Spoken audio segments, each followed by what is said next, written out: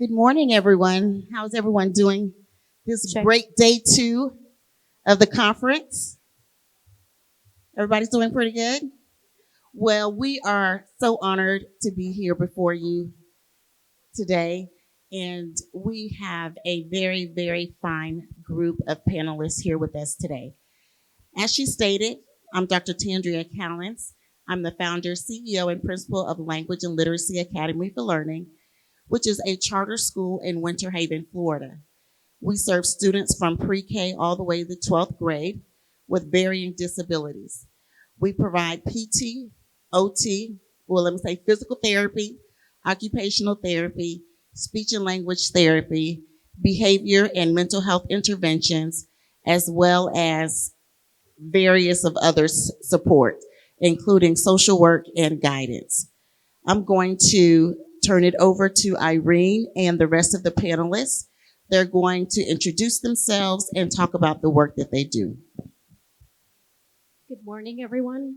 My name is Irene. I'm the founder and CEO of SiteSet. It's a company focused on the um, the bridge between personal and professional development. And what I mean is the work is on the cusp of therapy, but it stays in the field of executive coaching. So what I bring is looking at how health and well-being can be provided through a coaching modality that actually blends in um, uh, methodologies that related to therapy, such as sound healing and others that actually benefit both worlds. Um, my work is mainly with senior leaders, so I bring this work to corporate, which is not an easy task, but they are opening up to look at how coaching and some modalities of therapy can blend in to support leadership and leading businesses in the corporate world. Thank you, Irene. Madam. Good morning. I am an award-winning medical device inventor for babies with cleft conditions. I'm founder and CEO of Moed Mecca Medical Corporation and founder and board president of the FASA Foundation. Hello, good morning. My name is Dier Dikaha, and I am the founder of 7P Consulting, which is a consulting firm that works with individuals and professionals to do small auditing, trainings, corporate compliance. And then after that, I started a mental health agency because I didn't like what I was seeing when I was going into these mental health agencies and doing the trainings. So I'm also the counselor and the owner of 7P Healthcare, and we do substance abuse, wraparound case management, and targeted case management in North Carolina, DC, Maryland, and Ohio. Thank you. Hello, my name is Tanya, and Tanya actually means rose. So I can be very fragrant, but there are thorns, and I think sometimes as healers we have certain boundaries, and when those boundaries are infringed, we can come back very thorny and resentful. I founded my business in 2018 after my worst burnout, which became my biggest breakthrough. I now work with healers, high achieving individuals, high performing leaders, because we need each other. And I've always been solution focused. Burnout, because of my social work profession, I've been a social worker for 30 years, is something that is talked about within social work. But I found in other industries, it's not really talked about, or it's not really understood. Most people understand burnout as exhaustion. It doesn't need to be. In my case, it was severe boredom with my life. But sometimes what burns you out also fires you up. So my business is very much based on my mission, which is to beat burnout. Thank you. Thank you. Let's just give our panelists a round of applause for just their expertise and experience that they're willing to share with us. The art of resilience. When I think about some of the things that I've gone through in my life, and we kind of shared all of those last evening, You're probably wondering, why is a school principal leading a panel discussion in the health conference? Prior to me becoming a principal and founder and CEO of my charter school, I was a speech language pathologist. And I worked in the rehabilitation units of nursing homes. And I did that for 10 plus years. I started out as a medical based speech language pathologist and worked my way all the way up to a therapy operations manager where I managed nursing homes in Florida and Alabama. And this was my love. And this is what I thought I was going to continue to do for the rest of my life. I was shooting up the corporate ladder, wanting to be the vice president of a therapy company and hopefully owning my own at one day. However, I was in a car accident. I ended up with a fractured neck, and as of August 6th, I just suffered my second back surgery. And so during that process, I was on workers' comp, lost my, at that time, six-figure salary, and was on unemployment. Did not know how we were going to to make it through. And so definitely having to bounce back after such a tragedy and something that was so unexpected. So at this time, I'm going to ask our panelists, and we're going to begin with this first question. What is that defining moment? Can you share a specific professional challenge, perhaps a major organizational setback or a personal career crisis, and describe the pivotal realization that allowed you to begin bouncing back? And we'll begin with Tanya. So I'm going to share my personal story.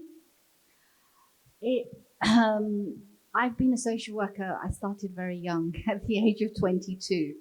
I'm now in my 50s, so I've been a social worker for 33 decades.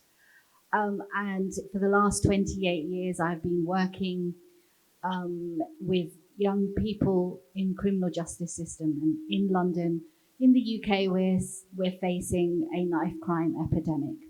Serious youth violence like you don't know it. And it's affecting every single class, faith, cultural community. It's not exclusive to certain communities. So I've had clients who've been murdered. I've actually had clients who've murdered others. And August 7th, 2017, I was actually slowing down. I was in a place in my life where I allowed myself to slow down. And where I was staying at the time, I was on vacation. Suddenly, I didn't have Wi-Fi for 3 days.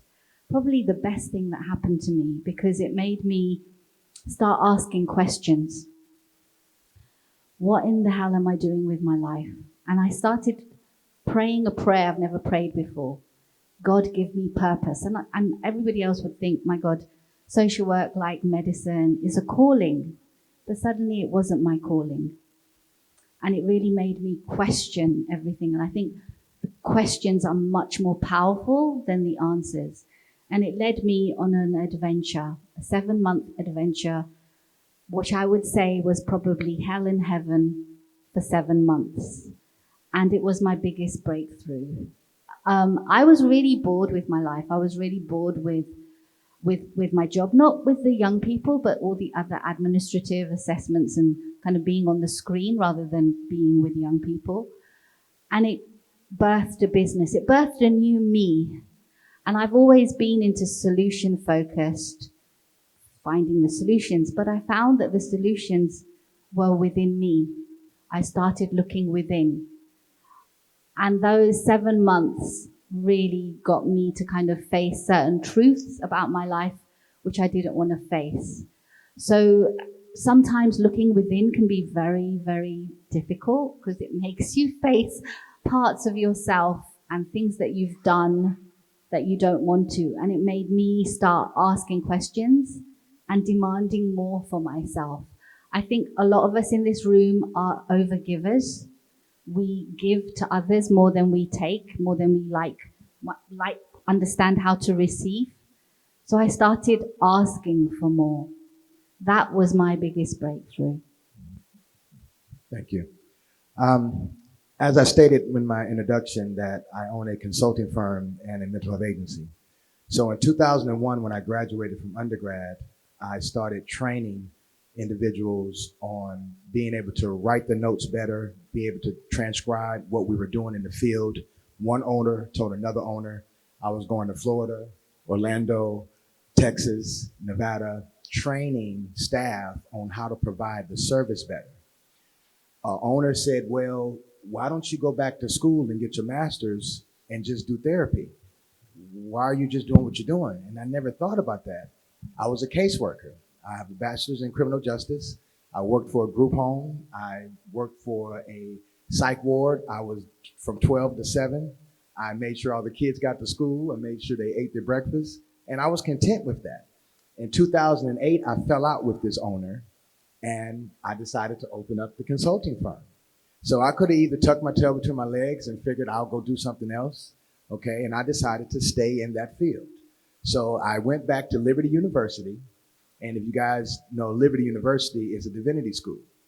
So I never thought about the state versus the divinity school. So once I graduated, Liberty wasn't K-Credit at the time, okay? So here I am with a master's degree in clinical counseling, but I couldn't get licensed anywhere other than the state, which is not a state, called the District of Columbia.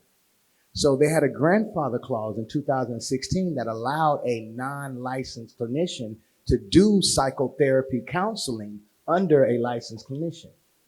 So that's what I did in 2011. I moved to the District of Columbia from North Carolina, and I was there running the agency, doing counseling, and you had to do 3,000 hours in order to get licensed. And then Liberty in 2019 became K-Credit. And they said, you can come back, give us two 6-credit hours, and then do another 3,000 hours of a practicum, and then you can get licensed. And I decided no, and I opened up 7P Healthcare. So I'm not the licensed clinician, but I'm the owner, and I now run the agency. So that was my resilience on, should I allow the universe to just completely wipe me out? Am I going to have my ego take advantage of my situation? Or am I going to say, you know what? Maybe God doesn't want me to be the therapist and doing the main thing. So now I'm in 3 states. We have over 300 clients. I have 44 staff. And I think that's what the universe wanted me to do. And I had to stay the focus and I had to stay the course. Thank you. Thank you. Could you repeat your question one more time? We've had great stories here. Just talk about a defining moment in your life that allowed you to have that bounce back. It's a good question. I've had a lot of bounce backs. Being a founder and CEO, especially a woman in a med tech company based in the United States, headquarters in Houston, Texas, and then West Office in Irvine, California, and then coming soon, an office in Riyadh. It's hard to let people understand that as a woman, you have a presence. And most people, when you have a med tech company, they're looking at someone who is a biomedical engineer, who graduated with the expertise. But what they fail to realize is that the qualitative data qualitative data is important as well. I'm actually a legal expert, so I have a master's degree in law, and it's actually in healthcare law and IP law and environmental and energy law. So I know what I'm talking about. But most people love the title, so I have to let them know that I went through this experience with my son because he was actually born with the cleft condition. And so when I'm bouncing back, I'm letting them know that I'm going to show you that I have authority and I know what I'm doing. And this is not a passion project. This is something that needs attention to. Craniofacial conditions are very underrepresented. And every 3 minutes, there's a baby born with a cleft condition. Most people in America will let you think that heart disease and cancer is like the number 2 top diseases that will, hinder you in the world. But actually, the top 3rd one is quality and safety of patient care. But they won't tell you that. They'll put something else in there. So that's how I had to bounce back, is continuously making my presence that I don't need to be a biomedical engineer. having my law degree and showing my stance with women empowerment will make a difference because I went through the personal journey with my son and I know what I'm talking about. Wow. Um, so if I look at bounce back in my life, I'd have to see where I blended my personal and my professional work, which is actually what I bring to the corporate world, how we can develop both personally and professionally. And this comes to my personal situation where I got alienated from my son at his age of 5. If you are familiar with parental alienation, it's a situation where the mother or the father, in my case, it's myself, uh, gets held back from taking care of her child. So it's been 17 years, and I haven't yet connected with him physically. What has this done in me? I'm an executive coach. My master's is in HR. I've been leading leaders how to grow and develop in their leadership. I took this situation and decided either I'm going to use this and become the victim of my story and become an alienated mother and use that as my hook to um, be identified as this, or decide this is a story, but it's not my identity. And I have a choice to lead a life and have another family. And that is what allowed me to look into how can my work, executive coaching, support leaders who go through crisis, even identity crisis. At that time, I was a mother, but I don't have my child. And it was re-identifying who I was. And so I got trained in advanced trauma recovery coaching. I got trained in Jungian depth psychology. I used my emotional intelligence degree. I mean, I combined all what I learned for myself personally into my professional world, redefined what is real leadership. And this is what I bring into corporate, that personal leadership is really what defines us. And it's in those moments where we choose with agency to decide what is the identity I will walk with from a crisis. And that's how I use bounce back in redefining who we are and understanding that brain of ours, and how the thoughts, feelings, actions come together. I would like to expound on a topic that I'm definitely interested in, and I have several speeches on emotional IQ. Let's talk about the relevance of emotional IQ and how that helps us um, bounce back. I love emotional intelligence, and the importance of it is being able to recognize and name emotions. That's the basic. So, recognizing it and naming it, but also I would add emotional regulation.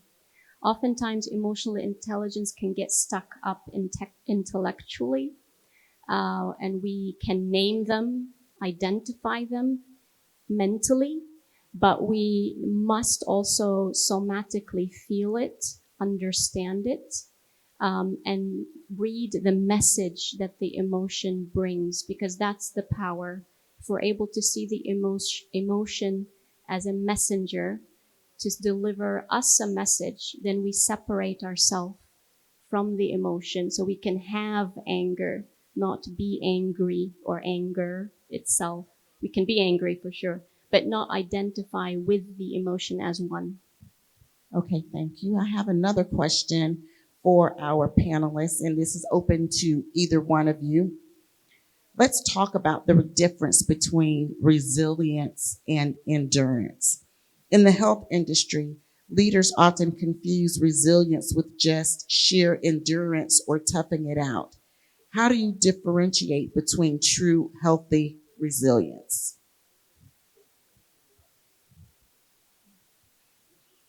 Because I was a caseworker that turned counselor, um, I understand that emotional regulation and being able to not have the ego.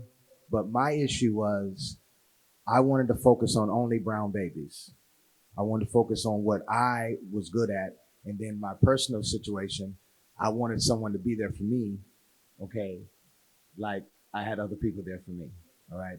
So to me, as a caseworker, the therapist never was getting to the root of the issue. How are you feeling today? Give me feelings about why you got suspended. That wasn't working. Okay. I'm sitting with the client. I'm picking them up from the group home. I'm taking them to the therapy session, and I'm taking them back to school. I was getting all the tea. So I had to figure out how can I put that into the client for them to understand you're going to have to change your mind to change your life. That's an art. Okay. We were talking last night and we had to realize everyone is not like us. So as a counselor in mental health, we can't assume that everyone has the fortitude, has the emotional regulation, has the knowledge of resources to change their behavior patterns, because a lot of people are going through the cycle and doing the same thing and expecting a different outcome. And that's insane, right? So trying to show people that what they're doing might not be the best way is an art.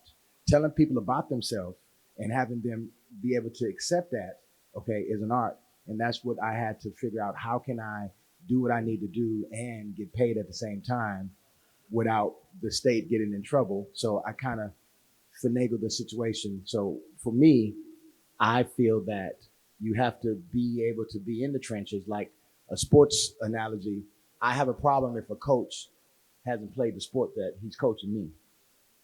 Make sense? Mm-hmm. So that's how I feel. I had to do it in order to teach it.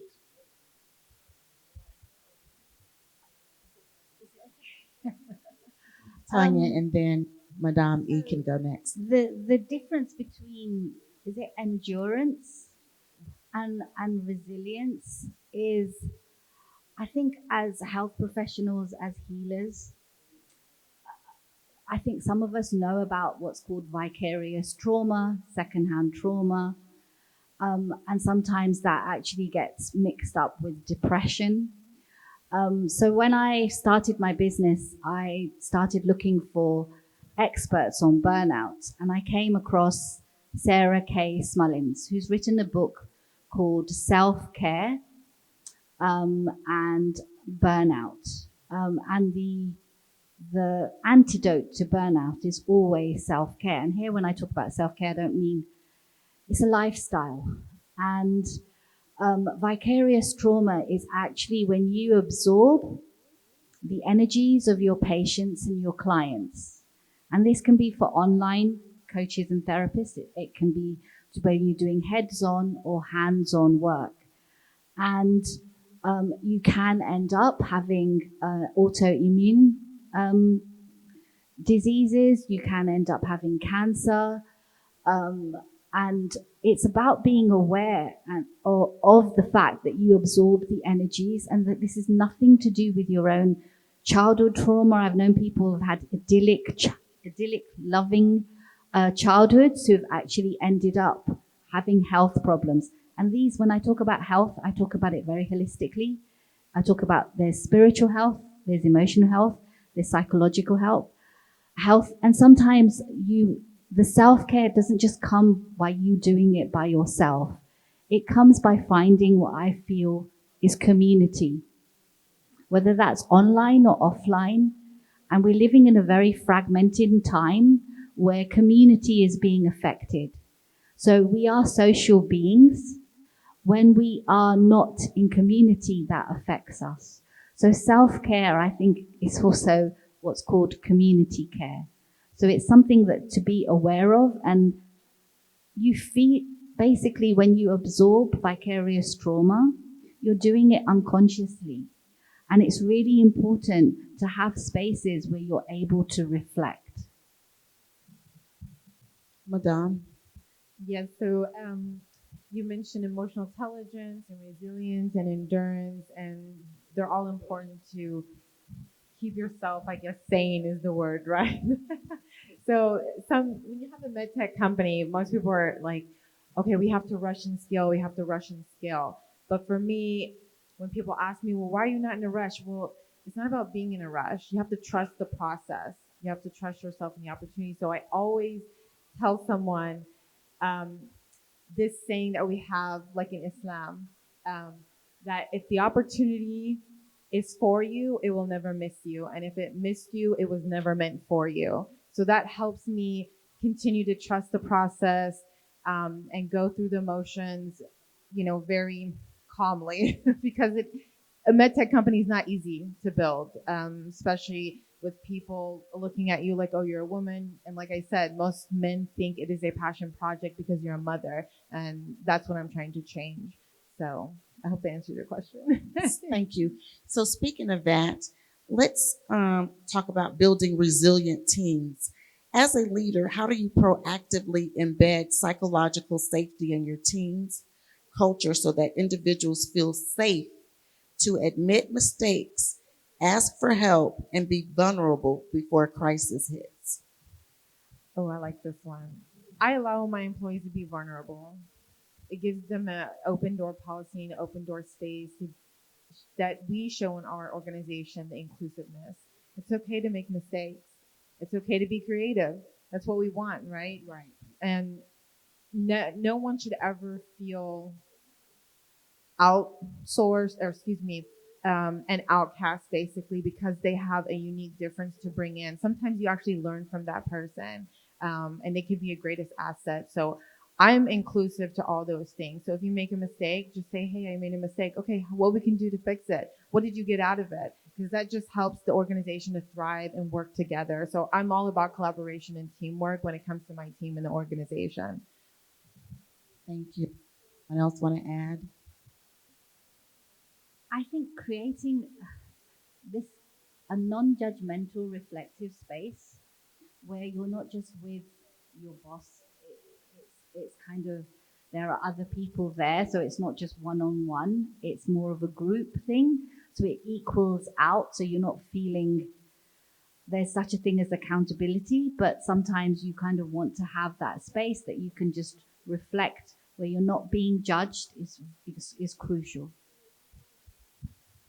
I feel basically to show the staff that you have their best interest in heart. And with my staff, I try to let them know I'm not going to tell you to do anything that I can't do myself. If I can take out the trash, you can take out the trash. If I can go get a consent form signed, you can go get a consent form signed. So I'm not going to sit there and just because you're credentialed or you're titled and you're my clinical director, we're about to roll our sleeves up and get this done. So just letting them know that, okay, he's involved, he's in the trenches with us and not just as the owner. I'll just say that as a leader, how I bring it is I role model it as well. So I do share first, I open up first, and then the other thing is I create space.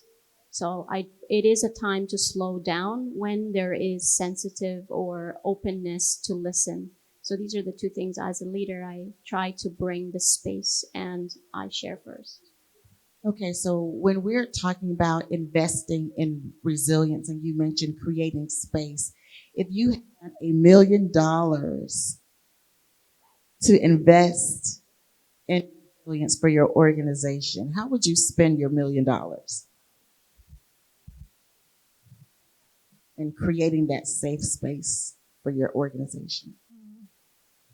Okay, I'm not going to go to the planning part of my brain, but to the side that says invest in how they think.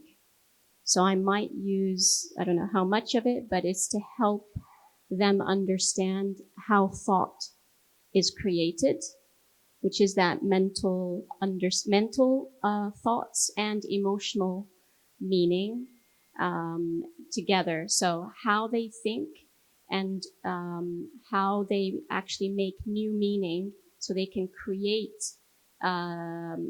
We can create agency, so that they're able to bounce back from a crisis because they have a choice versus not having a choice. So that's one of the things. There are others, but I'll leave the rest to the panel. I would use it in training. Training. I would use it in workforce development and improvement.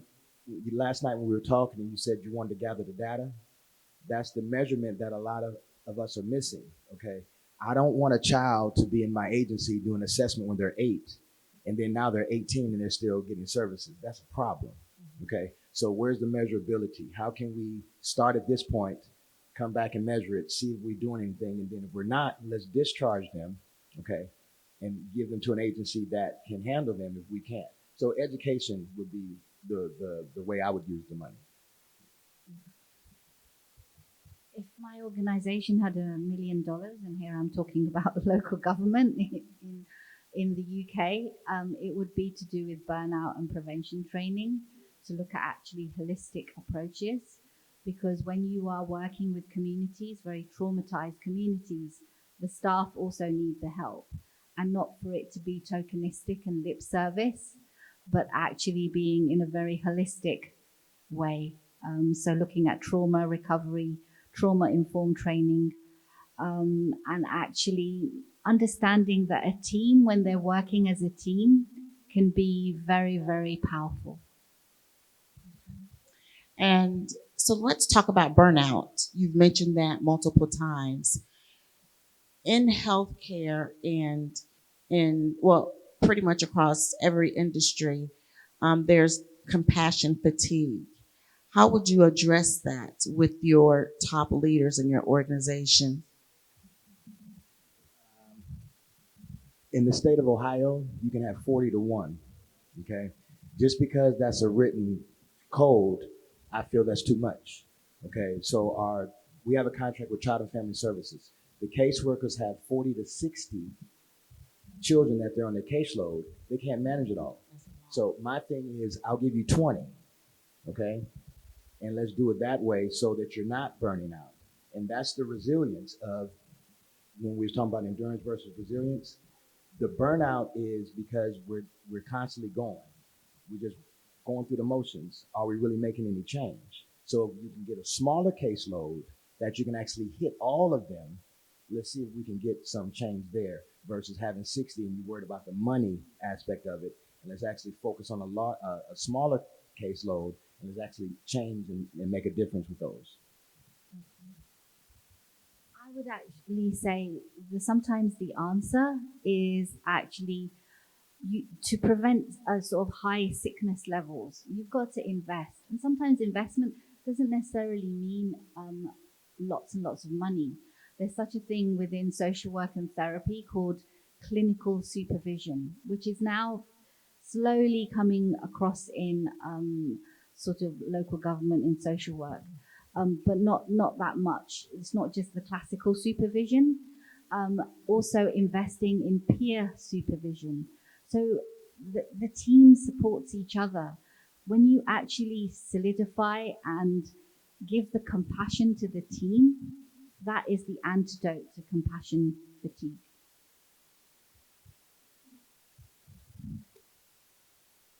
How do you see artificial intelligence working to assist us with addressing resilience and burnout among our teams?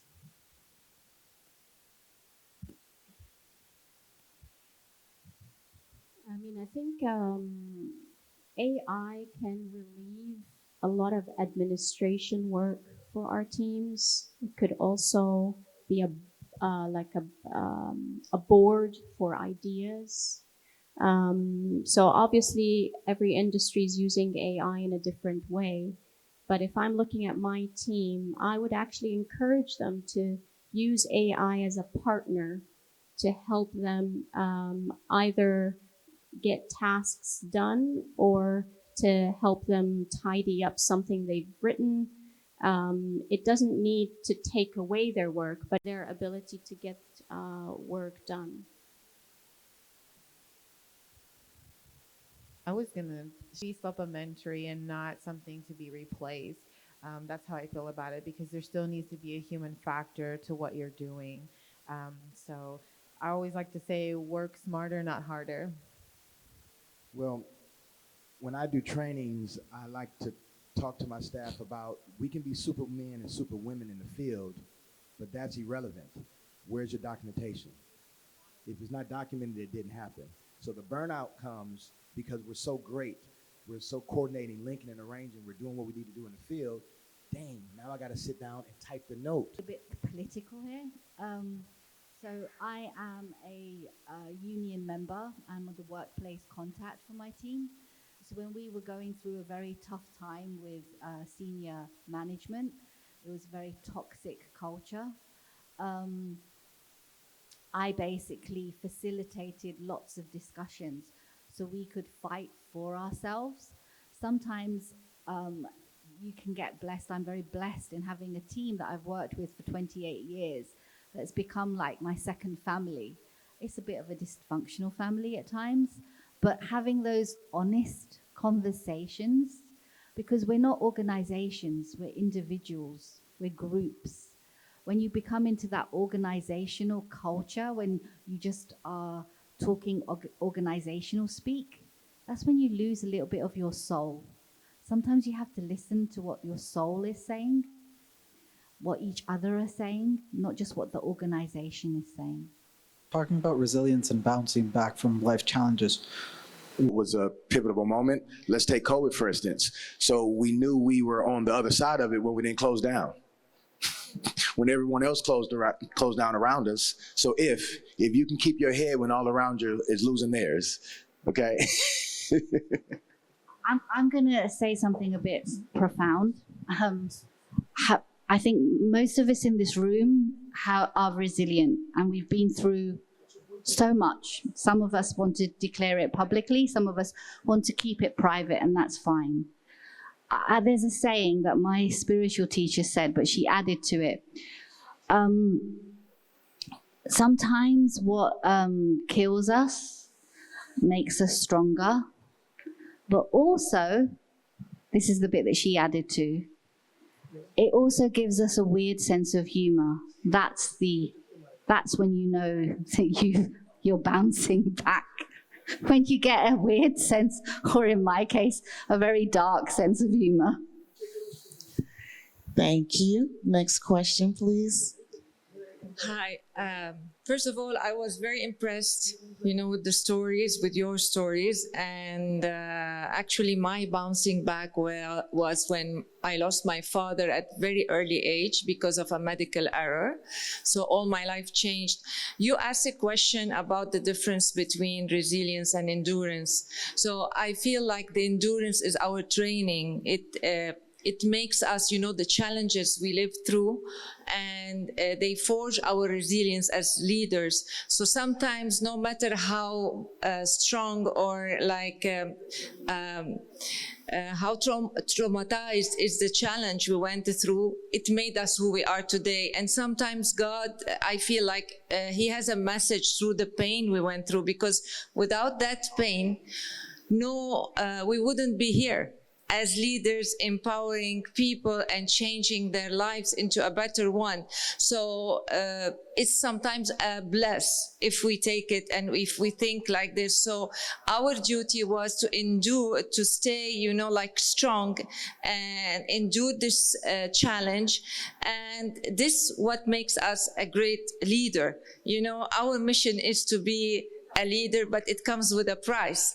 So do you think, if I want to ask any one of you, if you want to live life again, would you change anything from, the challenges you faced, like your son, or, you've been forced to be alien mother? So any one of you would change it? Or you embrace that because it made you who you are today?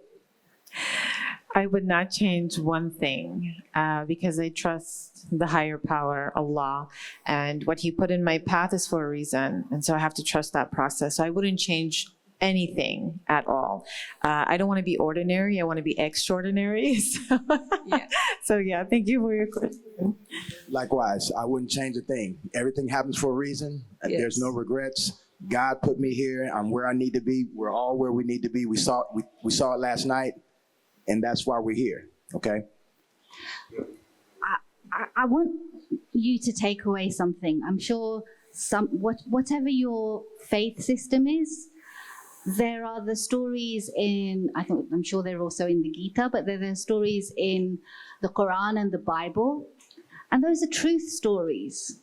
And I think if you think about somebody like Joseph, who went through so much adversity and became a leader, and this is something that I say, trauma is a training ground for leadership. Yes. And as I said, it makes you stronger.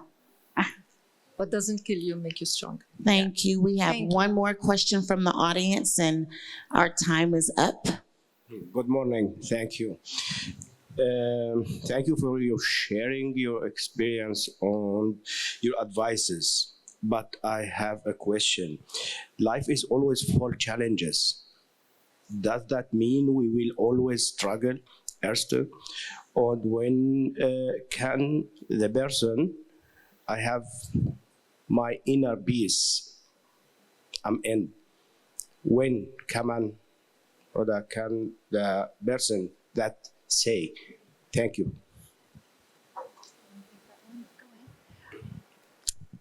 That's a good question. Thank you so much. As I said earlier, there's this one strong saying in Arabic and in Islam that I really stand strong with in order to continue on the journey of, being a global leader and having these entities under being a founder. So, as I say, what is meant for you will never miss you. And what missed you was not meant for you. So that's the only way to stay steadfast on the journey and trust the process. Just one last comment. Okay, the comment I would love to add is inner peace is something that we create, not wait to receive, and we create it when we see challenge as an opportunity for growth. And I know that's not easy. It does sound like a cliche, but it does just require a perception that changes. But we have inner peace already. We choose to create it or receive it. Thank you all so much for your attendance and participation. We would love to continue this conversation. So if you see either one of us outside of the doors, please come up and ask the questions and we'll answer them and continue to engage. That's our time for now. So thank you. We appreciate it. And let's give our panelists another round of applause.